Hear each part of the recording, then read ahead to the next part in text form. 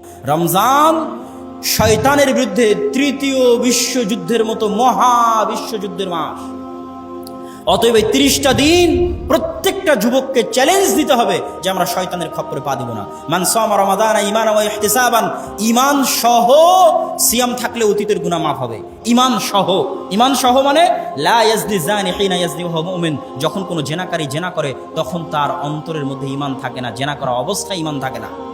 যখন কোনো চোর চুরি করা অবস্থায় তার অন্তরের মধ্যে ঈমান থাকে না। তাহলে আপনি যখন রমজান মাসে গুনাহ করবেন, আপনি কি ঈমান সহ সিয়াম রাখতেছেন না ঈমান ছাড়া? কথা বলেন, ঈমান সহ না ঈমান ছাড়া?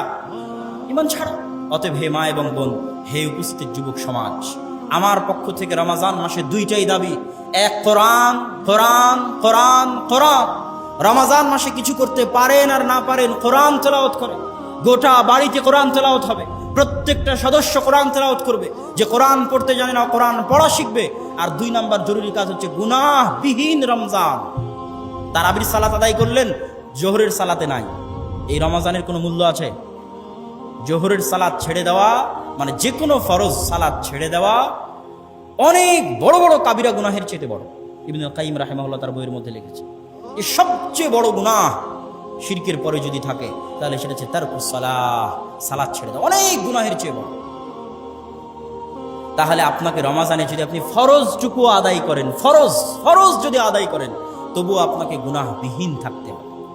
আল্লাহ সুবহানাহু ওয়া তাআলা আমাদের এই রমজানকে গুনাহবিহীনভাবে এবং কোরআনময়, কোরআন তেলাওয়াতের মাধ্যমে, কোরআন পড়ার মাধ্যমে, যারা ইতিকাফে যান, ইতিকাফে বসেন, তাদের জন্য আমার পরামর্শ থাকবে। ইতিকাফে গেলে আমি অনেককেই দেখি যে তারা বিভিন্ন বই পুস্তক নিয়ে ইতিকাফে প্রবেশ করেছে, মোবাইলে অনেক বক্তার বক্তব্য নিয়ে ইতিকাফে প্রবেশ করেছে। এই বই পুস্তক পড়ার অনেক সময় পাবেন, এই সমস্ত আলেম ওলামাদের বক্তব্য শোনার অনেক সময় পাবেন। ইতিকাফে খেলে আপনার শরীর আর আল্লাহর বাণী কোরআন নিয়ে প্রবেশ করবেন। কোরআন পড়ার আর কবে সময় পাবেন? কবে?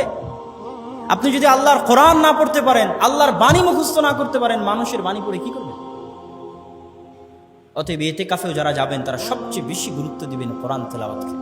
রমজান মাসে সবচেয়ে বেশি গুরুত্ব দিবেন কোরআন তেলাওয়াতকে।